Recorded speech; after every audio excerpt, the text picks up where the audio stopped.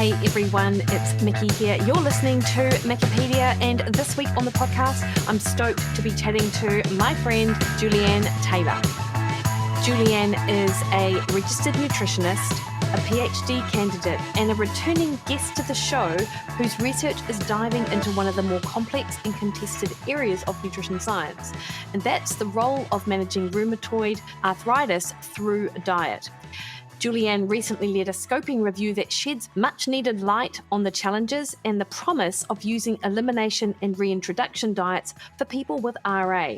In this conversation, Julianne and I explore the broader aims of her research, what drew her into this niche in the first place. We unpack the motivations behind the review, including the striking lack of standardised protocols, the limitations of popular food sensitivity tests, and the idiosyncratic ways people seem to react to foods. Julianne shares her insights on why dietary interventions remain underutilised in conventional care, despite strong patient interest and some compelling mechanistic leads, ranging from fasting and gut permeability to mast cells and neuroimmune crosstalk. We also talk about the impact of placebo and nocebo responses, the confounding effect of ultra-processed food removal, and where future research should focus. If you've ever wondered why diet and autoimmunity remain such a grey area, or what it would take to turn that grey into actionable science, this is an episode for you. For those of you unfamiliar with Julianne, she's been on the podcast before, episode 96, talking about her own journey from, general shenanigans as a youngster to all of her different career choices to landing into nutrition. And now she's obviously, as discussed, a PhD candidate. And she's also a very proficient power lifter and holds New Zealand records even. Julianne experienced firsthand the difference diet makes for herself. She experimented with the popular zone diet in the 90s and within days experienced increased energy, improved mental focus, and excellent appetite control, leading to weight loss without hunger. Further experiments led her to trying the paleo diet in 2009, which eliminated autoimmune joint inflammation and menstrual issues for her. As a result, she changed careers from a designer to a nutritionist and went back to university to study nutrition at Massey. In 2015, Julianne completed a postgraduate diploma in nutrition science and is now, obviously, undertaking a PhD. She has been researching the connection between diet and health since 1997 and applying what she has learned to her clients with great success. She has a special interest in how diet controls appetite regulation, via control of hunger hormones, and using these principles, she has helped hundreds of people lose weight with ease. We chat about Julianne's master's and PhD research in today's conversation, and she is currently doing her PhD research on the topic of dietary strategies for rheumatoid arthritis, which includes an intervention pilot study on the effect of autoimmune protocol diet on rheumatoid arthritis. Her current hobby is powerlifting, and she represented New Zealand in Sweden in 2019 in the Masters 3 52 kg category, winning a bronze medal for bench, and she's going back to Worlds this year as well. I cannot wait to see how she does. So I have got links to where you can find Julianne on the internet, the previous podcast interview I had, which was much more about her and less about her research, a YouTube clip that we discussed that she did for Arthritis New Zealand, really great if you want some in-depth information, and also the paper that we do discuss in depth here as well. So I've got links to all of these in the show notes. Before you crack on into the conversation, though, I would like to remind you that the best way to support this podcast is to hit the subscribe button on your favourite podcast listening platform and share it with a friend. Both of these things help increase the visibility of the podcast in amongst literally thousands of other podcasts that people could be and are listening to. So more people get to hear from the experts like that I have on the show, like Julianne Taylor. All right, team, enjoy this conversation. Hey, Julianne, thank you so much for taking time out of your day to come chat to me today. Of course, people who have listened to Wikipedia since its inception, which is, of course, is almost everybody, and they're getting all their mates to listen to it as well because it is that good, would recognise that you've previously been on chatting about probably more about your own professional and personal journey in the nutrition space. Mm-hmm. And I believe at the time that you came to chat to me, you were just embarking on a PhD at that time, or you were in the throes of really sort of deciding what your research topic actually was going to be? I think I was right at the beginning. Oh gosh, I can't remember when it was. I think I was right at the beginning, maybe changing from the MPhil to the PhD, and yes, something around that, or the proposal, or doing the small pilot study, or early days. That's right, it was. And of course, what we will do is pop our previous conversation in the show notes for people to understand, to potentially go back and listen if they're unfamiliar with you and your work. And we probably touched a little bit on your study, but I was super excited when you published in our nutrition group that you just published your paper on rheumatoid arthritis and nutritional protocols and things like that. So I thought it would be an excellent time for us to just have a conversation about your PhD broadly, but then also some of the specifics of this paper, and also how this sort of pertains to clinical practice, which is probably the most important part of it. Yeah, absolutely. Yeah. Yeah, nice one. So can you just start with telling us about your PhD project and actually what drew you to the topic of rheumatoid arthritis? So this goes right back to 10 years ago when I was doing my postgrad dip at Massey in nutrition.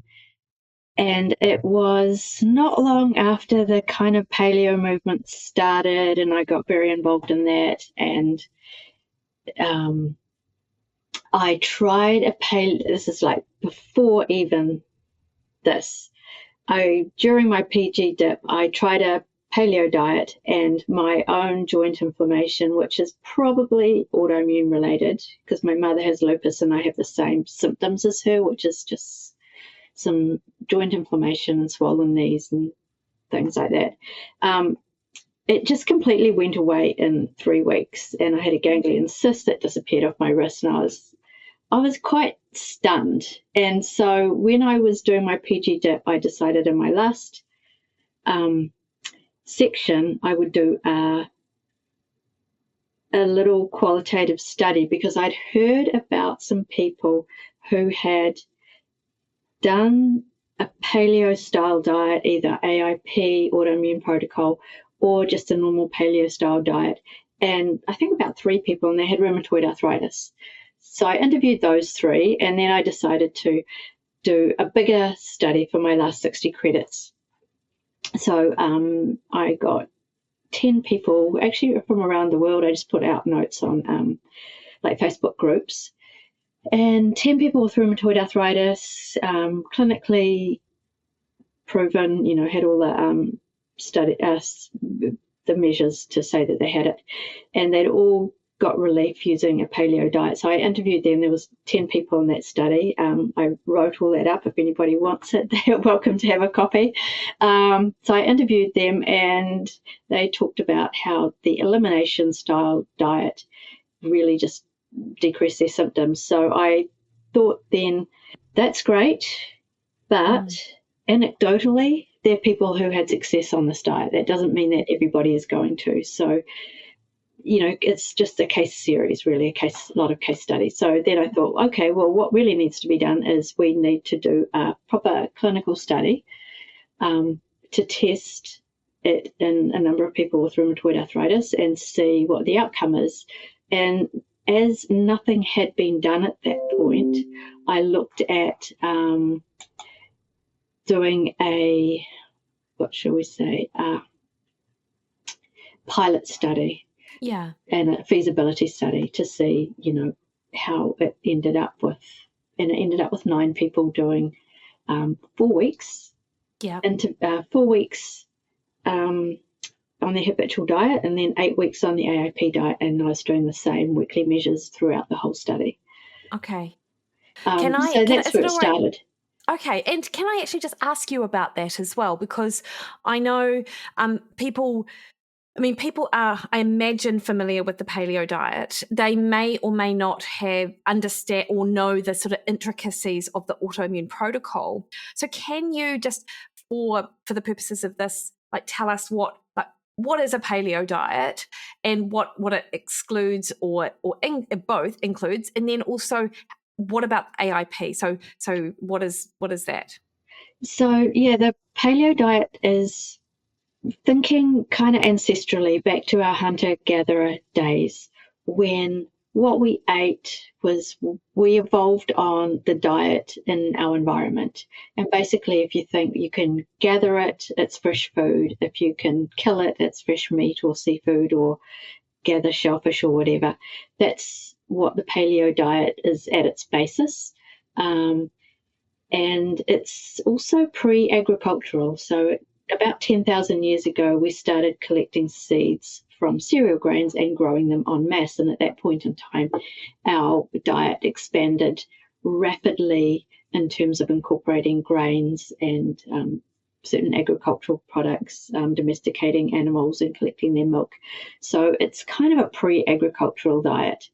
And the theory is that, human beings in some form or other have been around for over 1 million years, and we evolved primarily on a hunter-gatherer style diet. So that would be best for our kind of physiology, I guess. Yeah, nice. And then how does an AIP diet differ from a paleo diet? Yeah, so Cordain hypothesized that there were modern foods that interacted in a negative way in terms of our gut, like our gut epithelium, and helping us, or either causing sort of inflammation or increased intestinal permeability, or in some way being antigenic. So that means that we react to certain things that, like a foreign body, and some of those foreign proteins cross over into our bloodstream and we react to those. And in the course of reacting to those, we react to similar proteins in our own body, and that is a possible basis for autoimmune issues.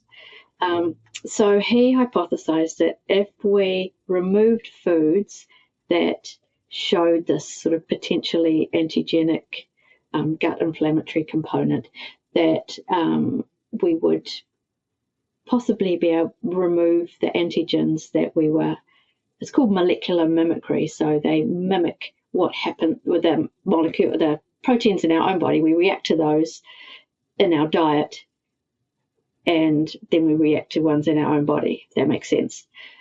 So we remove those. So he suggested that a whole series, because of like chemicals or how they interacted with the gut, if we remove those, then we decrease this intestinal permeability, and then we had a chance to just stop or bring down the autoimmune antigens.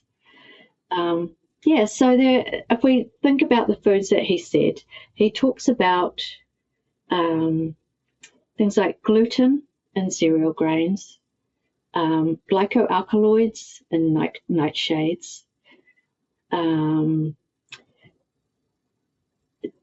casein in milk, and egg white, I can't remember the name of it, but egg white protein molecule. So removing those from our diet. Yeah. And what about were legumes and nuts and seeds also part of the more stricter AIP, Julianne? Yeah. So he's done a paper on it with regards to rheumatoid arthritis, and he proposed that some of the protein segments in legumes, in particular, very much look like protein segments in joint tissue that were attacked. So that was his rationale for removing legumes as well, because of these proteins that were difficult to digest and can have anti-inflammatory components. Okay, interesting. And just for those of you unfamiliar, nightshades are you find the what did you call them? Glycoalkaloids. Glycoalkaloids in potato, tomato, chili, red pepper, eggplant, things like that. On all peppers. And there's a couple of other, like ashwagandha. Of course. Goji berries. Oh, nice one. I didn't have no idea. Tamarolodes. Yeah. Oh.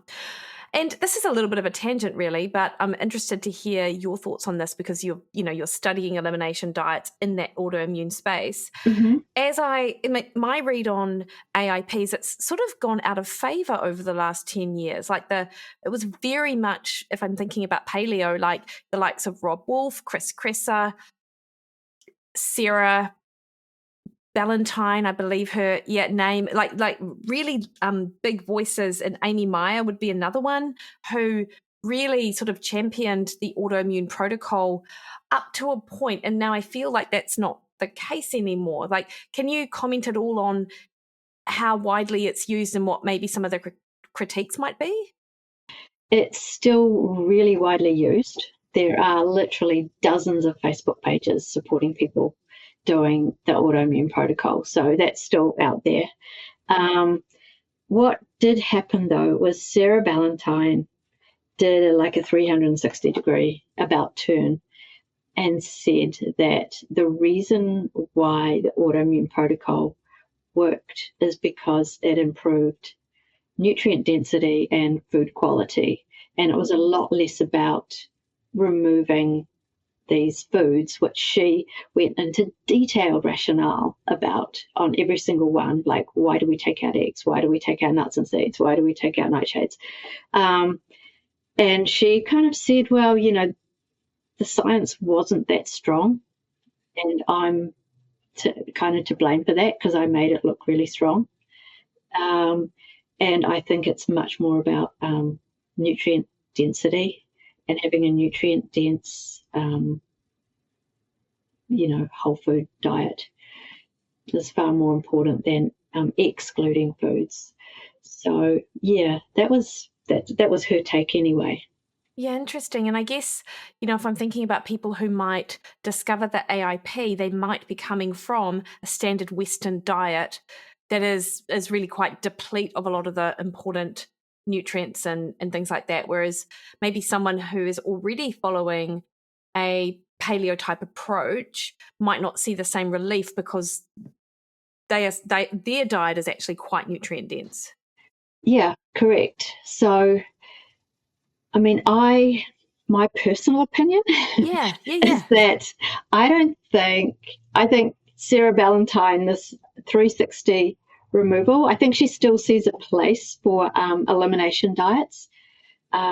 But because she is not in the space of a practicing nutritionist, she perhaps doesn't see, or she hasn't looked at the elimination, reintroduction, food challenge studies that I've looked at. I think there definitely is a place for an elimination protocol with people with autoimmune diseases. I don't think necessarily that the AIP is the elimination diet. And I think perhaps it's too restrictive and it labels a lot of foods bad that shouldn't be necessarily labeled bad. Yeah. Interesting. And of course, we're going to dive into your paper next, but, when you, and I'm interested to know, was what you just sort of thought about, like that sort of landscape of people utilizing the AIP or paleo or other things? Was there a gap in the literature of our understanding as to what truly works? Yeah, so in the literature, I looked at lots of reviews in rheumatoid arthritis and diet. And most of the reviews are very broad, or they will cover vegetarian and vegan diets as a group, or they cover Mediterranean diets as a group, or they'll look at the whole spectrum of diets across, all different types of diets. And they'll include sort of up to maybe 5 or 6 studies that have an elimination reintroduction element, but nothing currently was published on just solely focusing on elimination reintroduction diets. And I knew from some of my kind of deeper dive into quirky finds and reference lists and older studies that there were a lot more studies out there than had ever been included in a literature review. And the last kind of focused literature reviews were done in the 1990s. There was nothing since then specifically on that topic. And because the studies are so heterogeneous, and I wanted to include case studies and conference abstracts and kind of all kinds of things, I did a scoping review, which you can include all kinds of different papers as a scope of what's out there, rather than trying to make a decision on, what the outcome is. Yeah. Oh, nice one. So you're just looking at all available information and sort of almost putting it in one place as to what do we actually know about this, including white papers and grey papers, and not just peer-reviewed journal articles. Yeah, exactly. Yeah, amazing. And I think there's real value in that too, isn't there? Because there are only certain people will actually go to PubMed and look at research per se, and a lot of our information nowadays comes from the space that isn't peer-reviewed articles. It's based on maybe blogs or chapters in books from doctors, or I'm not sure if you went down that route, but things which aren't necessarily just in the ivory towers. Yeah. So some of it came from, like certain books that had been published that weren't really, included in PubMed necessarily, or conference proceedings that were published, in a book. So I've got a photocopy of what's in the book. There's nothing, you can't find them online. I had to get into lots of interlibrary loans of things from quirky places around the globe. Nice one. Hey, Julianne, if I'm thinking about RA, what constitutes success with a protocol? Like, what kind of markers and stuff are we seeing? Is it just self-report symptoms? And when I say just, I don't mean just, because obviously that's hugely important, but what blood biomarkers or anything else do we sort of look at? Yeah, so with rheumatoid arthritis, there is kind of a standard, I guess, a set of measures that a doctor or rheumatologist might use. It's called DAS28, and I can't even remember what that stands for, sorry. That's okay. No worries, yeah. But basically they look at the number of joints that are affected, the joint swelling, a number of factors like how well they feel overall, a person's amount of pain on 1 to 10, for example, their fatigue on 1 to 10, a number of other measures like can you walk 3Ks? Impossible. Yes, can do it with ease. Activities of daily living, I guess. And also they might look at ESR, erythrocyte sedimentation rate, and C-reactive protein. Initially, to diagnose rheumatoid arthritis, there are a couple of antibody tests, which are the rheumatoid factor and the anti-CCP, anti-citrullinated protein. Yeah, and if someone scores positive on these things, then it's an official sort of RA diagnosis. Yeah, there's a number of things that they include, like how many joints are affected, whether they have a positive test or not. I can't remember the whole thing, but there's a very clear diagnostic criteria for rheumatoid arthritis, considered rheumatoid arthritis. And so if my autoimmune protocol study, because it was all done online and because I didn't have any money really to spend like on expensive blood tests and things, I used 2 separate validated questionnaires. One was called Rapid 3, RA impact, RAID, RA impact of disease, and another one called Rapid 3. And those 2 have been validated and tested against those more important tests that rheumatologists would use, but they're questions that people can just, tick boxes and answer 1 to 10 online. So, yeah. And then if there is an improvement or resolution, that's going to show up in the responses from the RAID and the Rapid 3. Exactly. So if they answer, my fatigue level is 8 out of 10, and by the end of the 8 weeks it goes to 1 or 2 out of 10, that is an improvement. So all of these different questions, a lot of them are rated, out of 10, and then there's an algorithm for figuring out what's the overall number out of 10. And what I saw in 7 of 9 people was that all their numbers over the course of the 8 weeks just tracked downwards. Yeah, and that's using the AIP. That's using the AIP, compared to like their 4-week habitual diet measures. So you could see that pretty much when they're doing their normal diet, everybody's jiggled up or down a bit, but they're pretty much a straight line across. And then when they started using AIP, it sort of moved down on most people, except for a couple. Okay, nice one. So Julianne, something which came out of your scoping review was the lack of standardised protocols. And I guess, I mentioned the rigorous AIP, there's paleo, there's people playing not fast and loose, but just thinking what is most important. For elimination and reintroduction, in an ideal world, what would a gold standard protocol look like?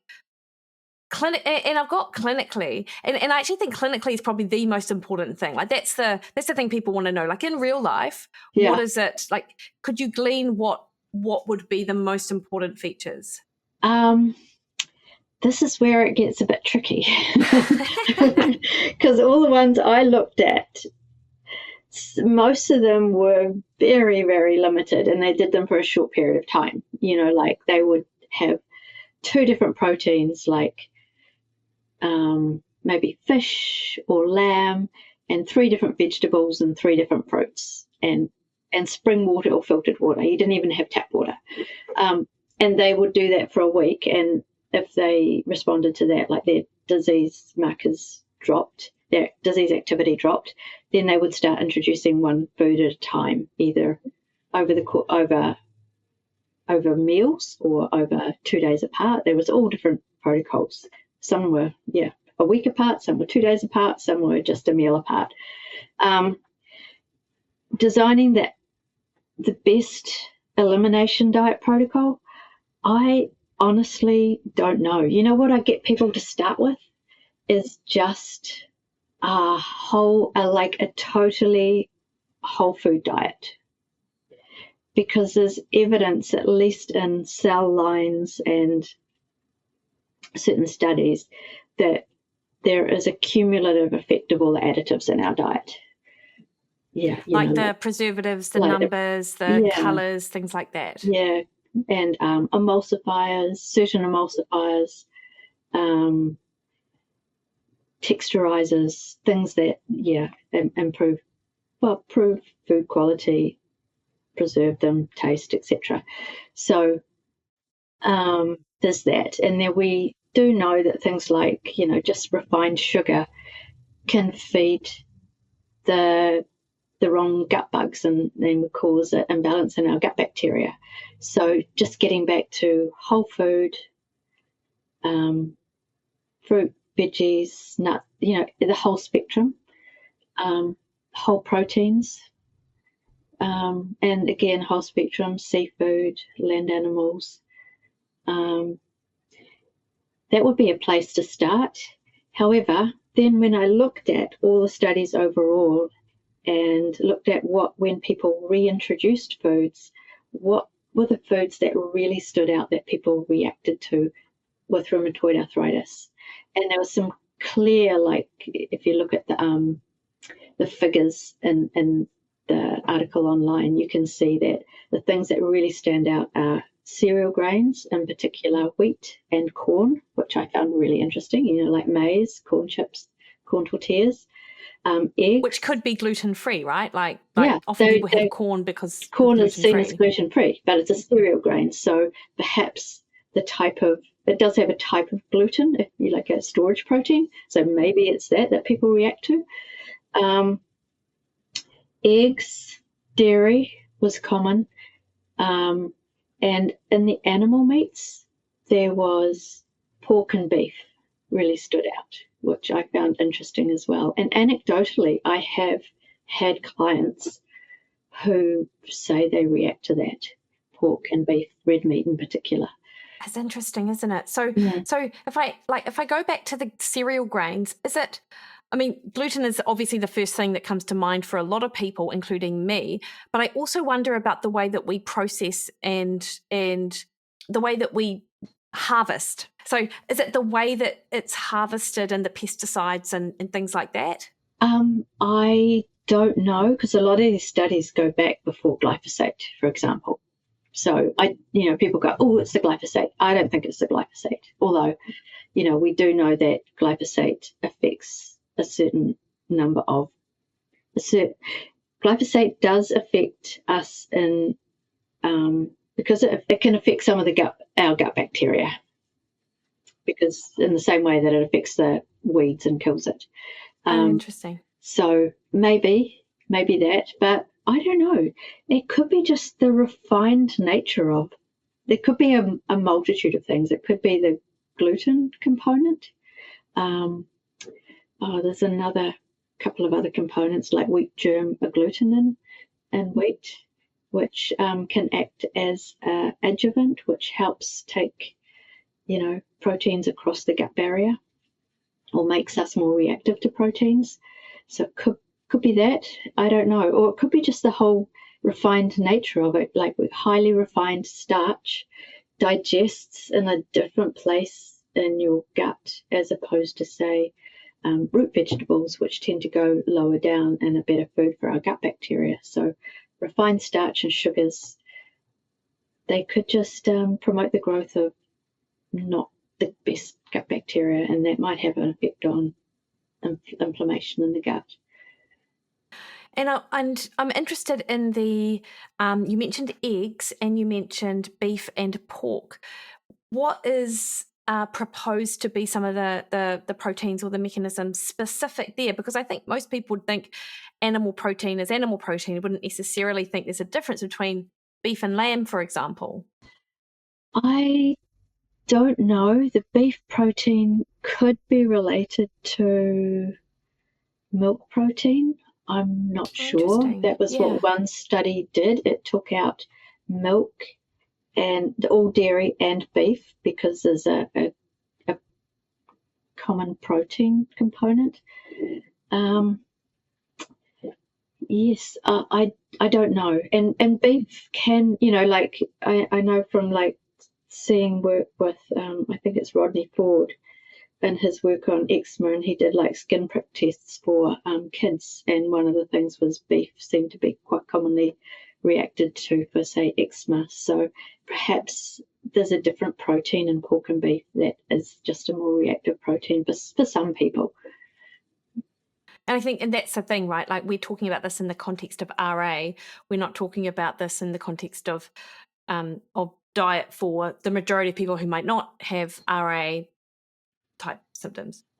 Yeah, exactly. I mean, if you're completely well and you eat everything and you have a pretty whole, for the majority of it, a whole food diet, there's no reason to take any food out. I think that's the other thing that I've kind of changed over the years, thinking that everybody had to be kind of scrupulous and follow a paleo type diet and cereal grains were not good for you. But I really don't think that is the case. If you are 100% well and you can eat those grains, then there's no reason to take them out of your diet. And I do, people often say this, and I agree with them in that they're the human body it's complex, but it's also so sophisticated, and you would think that our guts would be able to handle, and a lot of the more modern type foods out there, notwithstanding. And I think I don't know how. I don't think I'm alone in this. There will be people who think like me, obviously, but it's not very in vogue to say that there are good or bad foods. And I wholeheartedly think that there are good and bad foods. And it's almost like a very unpopular opinion these days. Yeah. This is a general comment too. It's a bit of a side tangent. But yeah.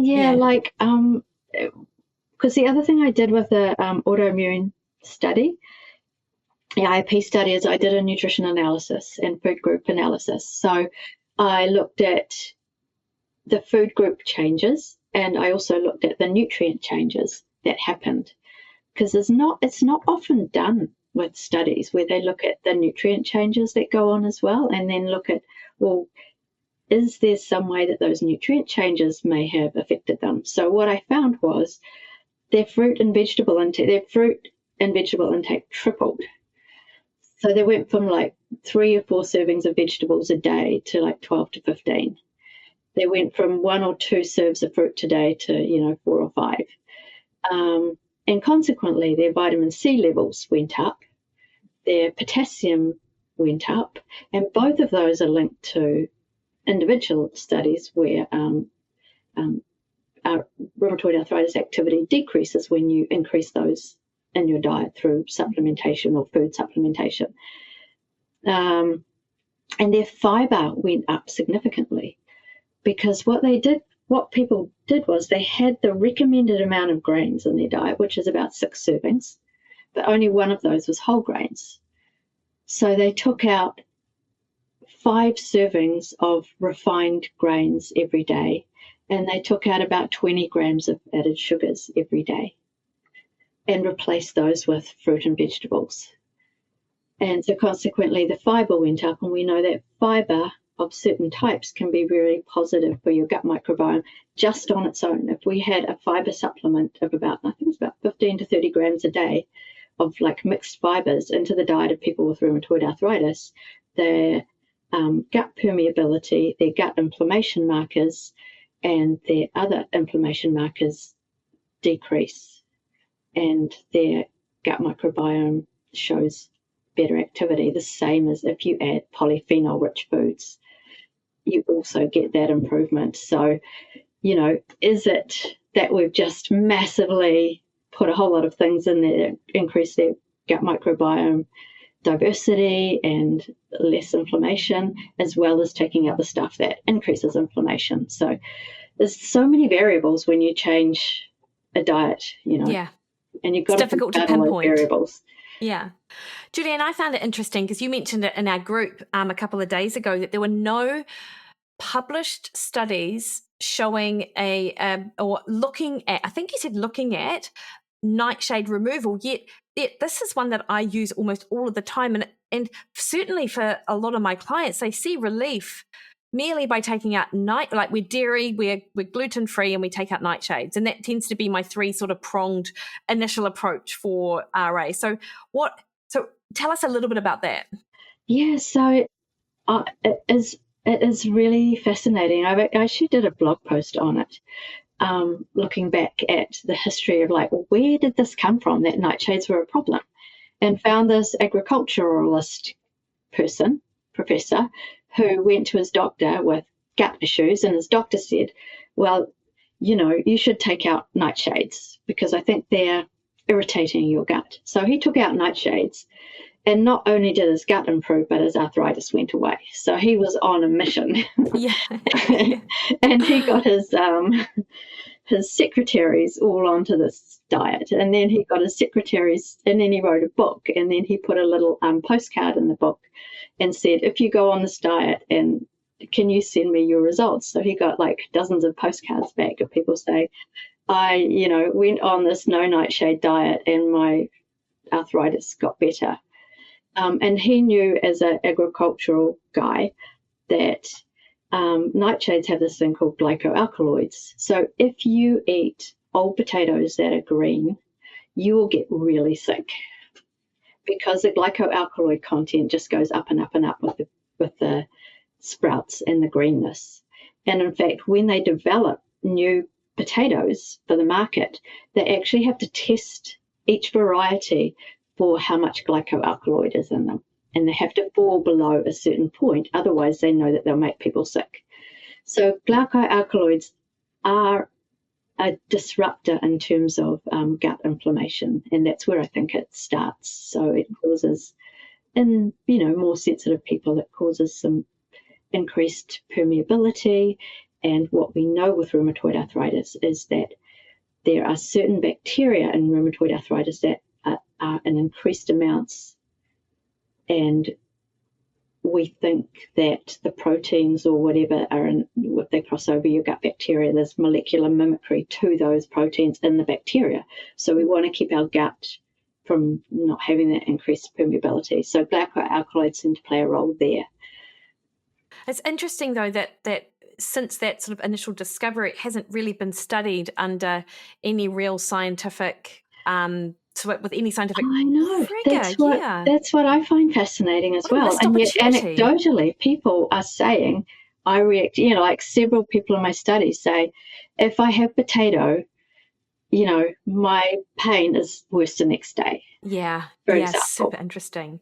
Yeah. Now, because kumara doesn't have it, does it? Sweet potato doesn't no, have, it's a isn't different a family nightshade. altogether. Yeah. And was that so other than that surprise, was there anything else surprising about what you found as you were sort of unveiling the information, sort of synthesizing it, Julianne? In terms of elimination or reintroduction or anything?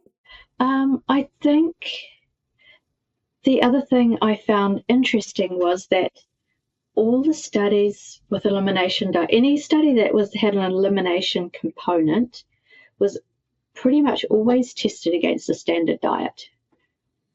It wasn't tested against a diet of the same quality. I only found one true study that tested a diet against the same quality. So they did a Mediterranean diet, no alcohol, and I think no meat in both of them, but one of them took out dairy and gluten and the other one kept dairy and gluten in. So apart from the removal of dairy and gluten, they were identical in quality, and the people with the gluten-free, dairy-free got better results than the people with the standard Mediterranean diet. So that's the only study that's been done. So we just never know how much of a diet is because of like the AIP diet in my study, how much of it is like massively improved dietary quality and how much of it is because we've eliminated certain foods. And that is a study. Those studies just haven't been done, and they do need to be done. And I mean, to your point, if you think about the most commonly reacted to foods, there are still quality foods in that list, right? In terms of protein, beef and pork aren't necessarily terrible, although pork does get a bad rap.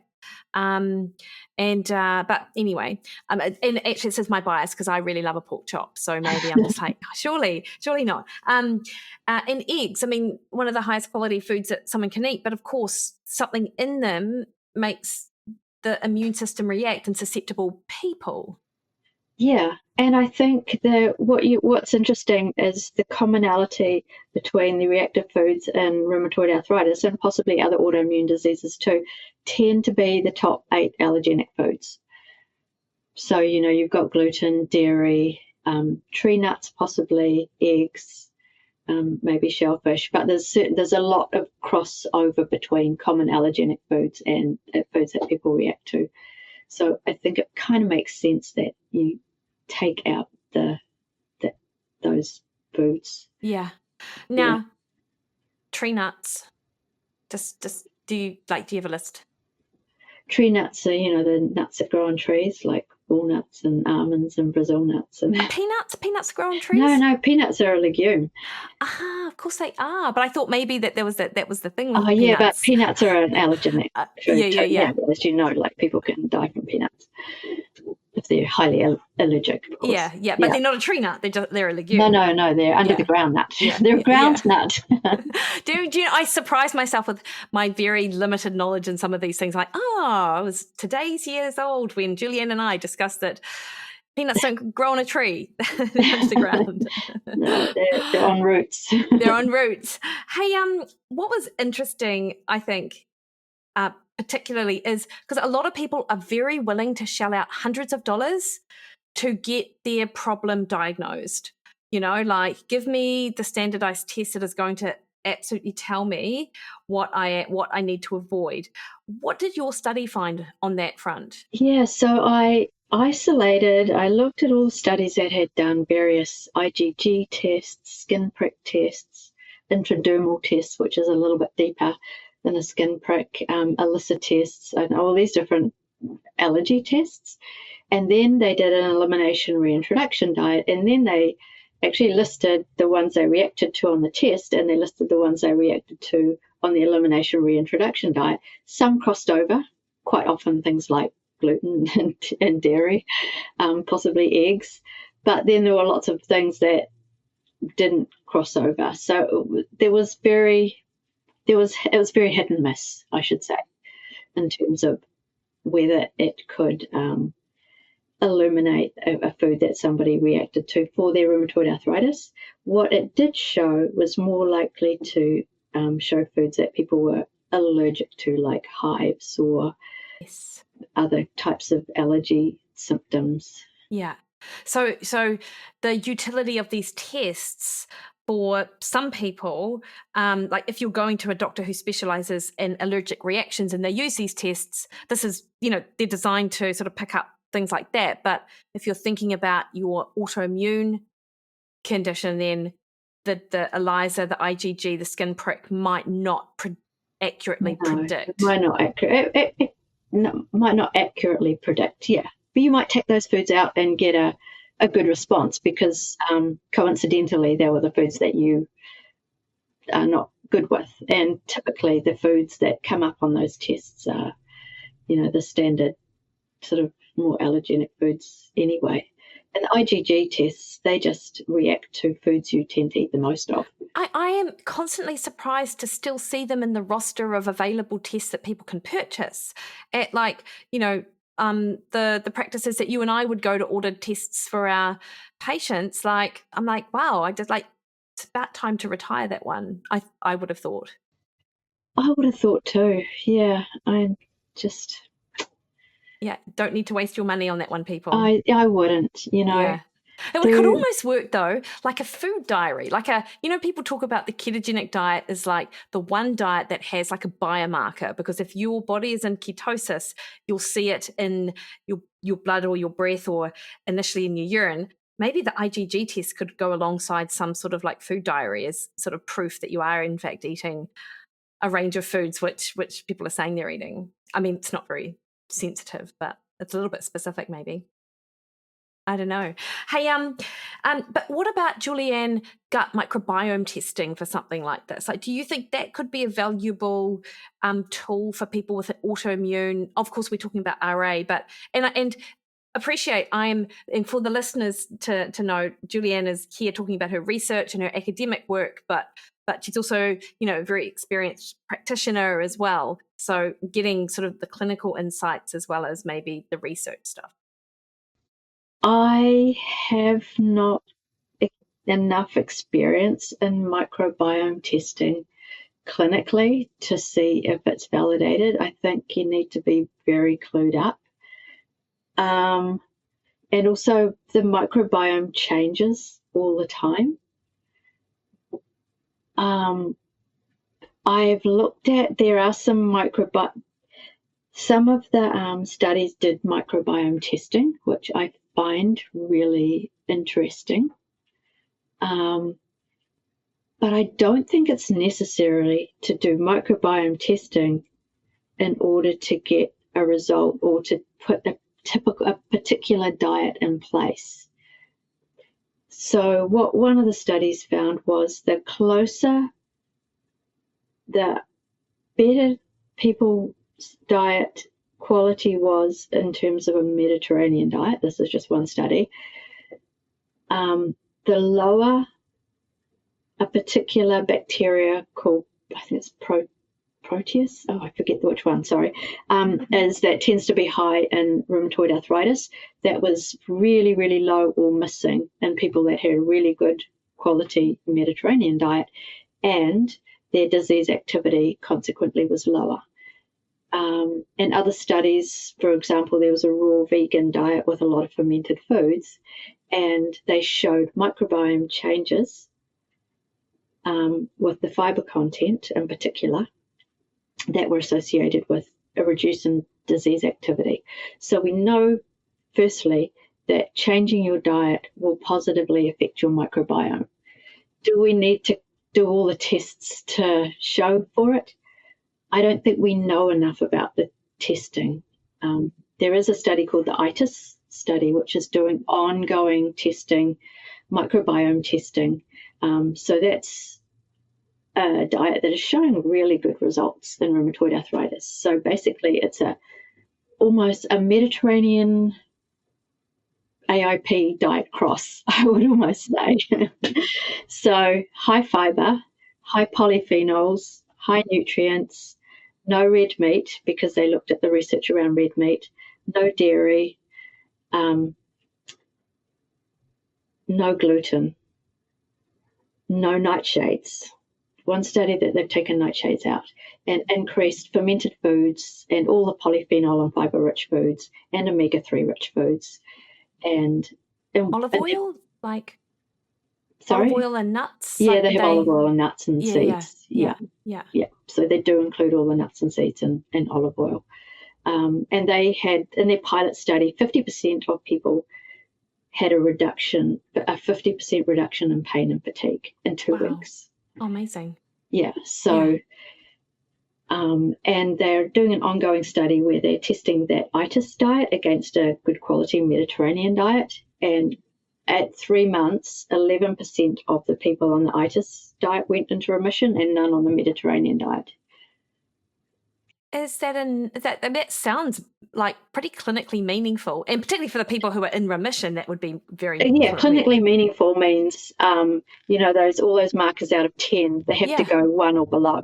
Amazing. Yeah, so basically in my AIP study in 8 weeks, all bar one person was 1 or below, so that was also clinically meaningful.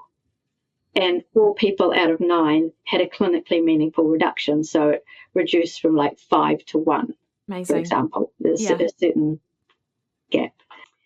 Yeah, so the ITIS study is showing clinically meaningful results. And whether it's excluding the foods, whether it's adding more fruit and vegetables and polyphenols and fermented foods, or just a combination of the whole thing, is hard to know for sure. Yeah, that's super interesting. Julianne, with the foods that we mentioned in your graph that showed the most likely contributors to the symptoms, the beef, the pork, the eggs, the corn, the grains, both from your read of the literature and also clinically, does every single person respond to every single one of these foods, or is it trial and error as to which one's going to trigger? Yeah, not everybody responds to all those foods.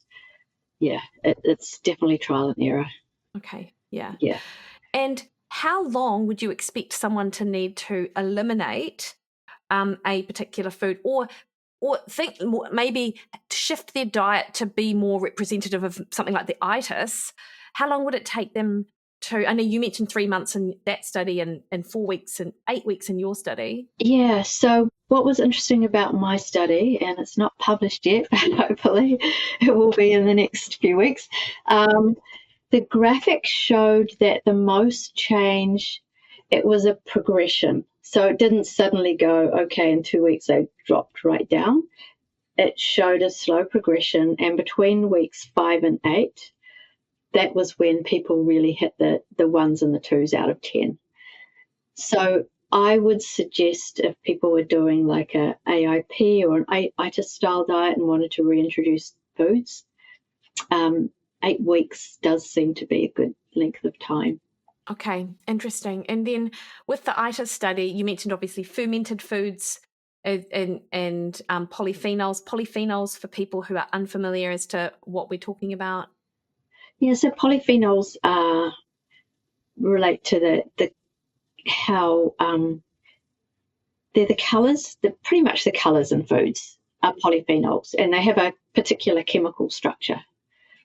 And the polyphenols seem to be very anti-inflammatory at a gut level. So they seem to feed the good gut bacteria.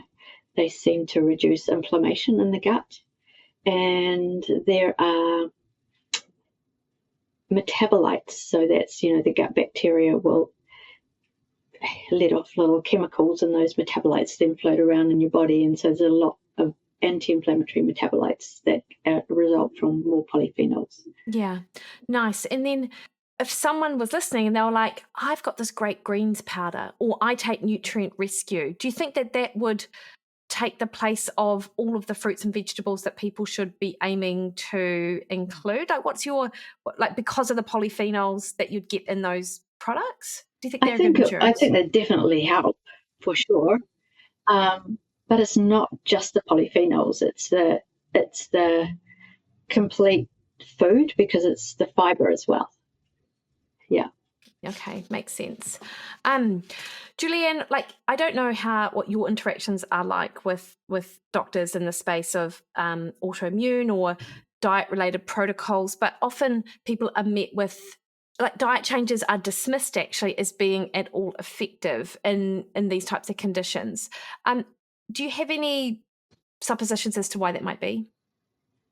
Because they don't spend hours looking at the research. Yeah. Good call. And they don't work with clients who change their diet and see results. Okay, good. Yeah. I would say those two things. Also, just because of the quality of the research in general, the professional bodies are very conservative in their recommendations. But I think their recommendations are a good start. I mean, they recommend, a Mediterranean style diet, but it's not just Mediterranean. It's increase your fruit and vegetables, increase your whole grains, increase your olive oil, your good fats, take out your saturated and remove your trans fats and saturated fats. Cut down on sugar and refined carbohydrates. So there's a lot of good advice there, but and that is clinically shown to be effective. So I don't know why they don't even start with, we know that this helps. And you mentioned saturated fat, and this is we haven't really delved into that aspect. And I'm just thinking about what I know about saturated fat. Is it the gut microbiome interaction which increases inflammation, which people are saying? It seems to have, at least the studies they've done in rheumatoid, there seems to be a negative interaction with the gut microbiome and saturated fat. And I just want to bring in the other thing about the seed oils and omega-3 and omega-6 as well, because that's just a huge topic with, shirtless men running around supermarket aisles. I missed that reel. I missed it. You're going to have to tag me in that oils one. And products and saying how toxic they are. Yeah. So it seems as if, at least in rheumatoid arthritis, decreasing omega-6 and increasing omega-3 work together to have an anti-inflammatory effect. Cool. And so if we're thinking about omega-6, where do we find omega-6 in the diet? Probably in some vegetable oils more than others, like soybean oil, safflower oil, and a few other oils have high amounts of omega-6. Yeah. Do you know, Julianne, this is a whole other topic of conversation, but I was even just listening this morning to someone talk about seed oils, because it is, and particularly in our space, really prevalent. And you and I have both we originated from not even really thinking about seed oils, obviously, but then it'd be in that ancestral health sort of space, they were definitely a no-no. And I don't know. I know that, I think our positions may have changed over the years. And I look at seed oils and think, well, they're really cheap. They're sold in plastic. They're not necessarily protected from light. And actually, for the most part, in most diets, unless you're adding them and cooking them, which actually a lot of people are because they're so cheap, then it's the processed food that we're going to find these omega-6s in. Where are you on that? Because and I'm privileged. I'm lucky enough that I don't have to buy a cheap oil to cook in. I just tend to buy better oil and use less. But where are you with that? Yeah, I think all of those, the fact that, the plastic bottles, the exposure to light, and the other one that I think people like, boiling your food in oils, deep fryers. I think we've neglected. I don't know if going back to tallow is the best answer. I think probably minimising deep fried food altogether is probably the best thing. I don't think there's anything healthy about, boiling potatoes or I love boiling. that you're calling it boiling. Like It is. You're boiling you food are, aren't and you? fat that has been reheated over and over and over and over again, and those toxic components build up every time you heat it. And if they've got a lot of omega-6 fatty acids, they're very, very unstable chains. So what will happen is they become oxidized, and oxidized fats are pretty damaging in your body. No, I feel like we're on the same page with that. Like there are things that I eat, like hummus, for example. I buy hummus from a supermarket. It has, I don't know, probably canola oil, which is more omega-3s than Yeah, omega-6. and it's mostly monounsaturated fat. It's very similar to olive oil. Yes. Yeah, Yeah, yeah, yeah. people are Good going, call. toxic canola oil. Well, actually, where's the toxins? Yeah. So if we're Yeah, not boiling our food. yeah, we're not boiling our food. We're not high heat cooking and easily damaged fats. Yeah, yeah. Yeah. Okay.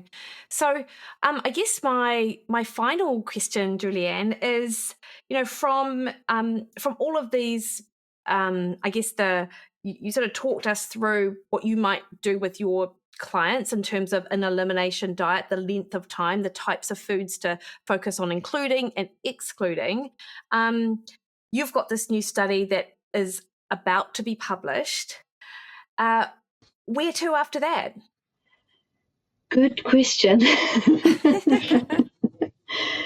I really have to think. I mean, if I had a good structure, support, money, etc., I think it would be really good to bring all this dietary information together and do a study whereby you had 2 good quality diets and 1 excluded some foods, and see what happened, and also allow time for a reintroduction period as well in rheumatoid arthritis. Anyway, I would like to see a study where the minimal amount of food was excluded, and perhaps the sort of really obvious ones that were highlighted in the previous, food challenge studies.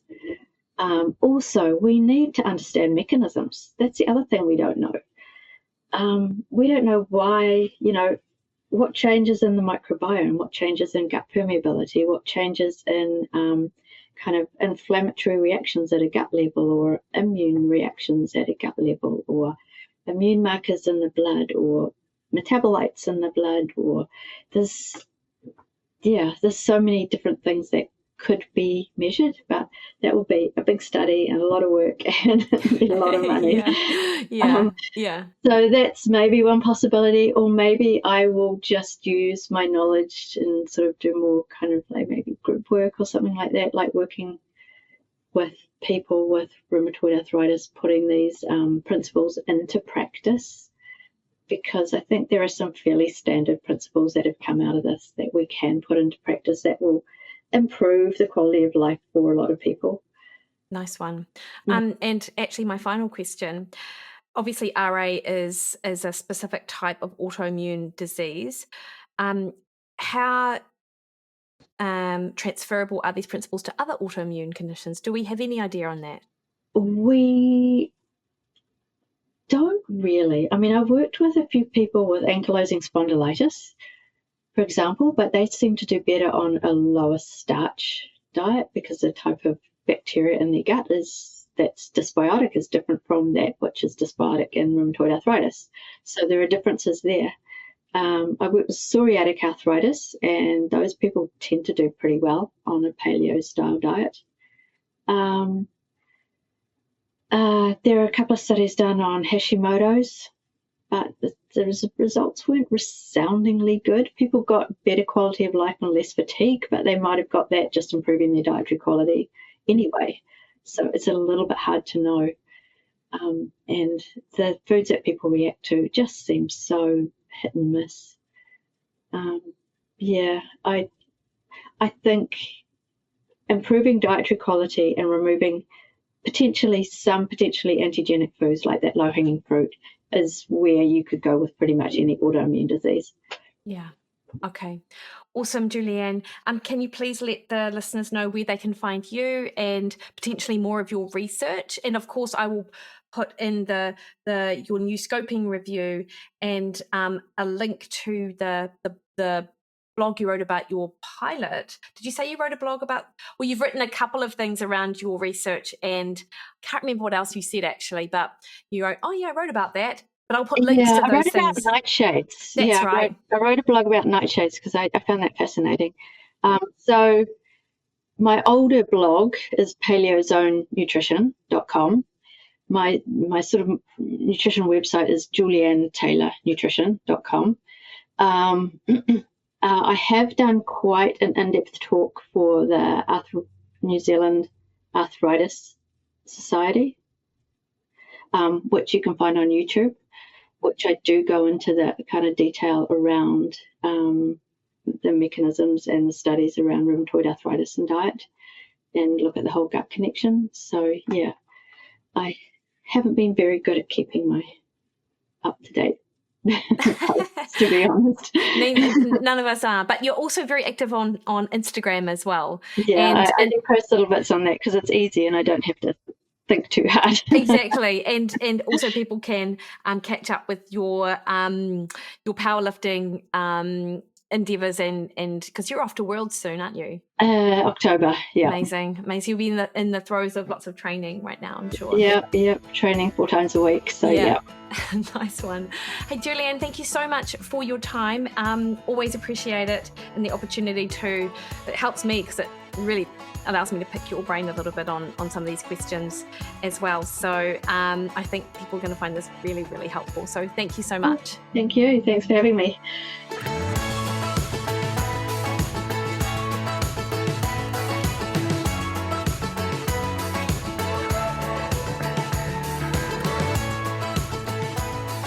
Alrighty, hopefully you enjoyed that. I just love what Julianne is doing right now, and I can't wait to see how the remaining part of her research pans out, and of course how she does in Worlds this year for her powerlifting. Alright team, next week on the podcast I chat to Dane Fuller from Eat Fuller Foods. I studied with Dane actually at Otago, and we discuss his nutrition philosophy and bringing product to market with Eat Fuller Foods and his protein overnight oats. And I really think you're going to love that conversation. And just to remind you that Monday's Matter registration is open now until Friday this week, if you're listening to this on Wednesday.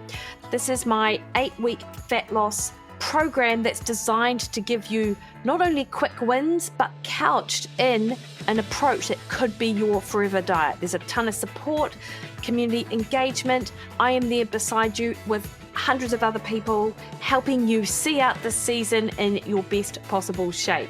You can find details on that in the show notes and of course at my website mikkywilliden.com, or hit me up in the DMs. I'm on Threads, X and Instagram at Mikki Williden, Facebook Mikki Williden Nutrition.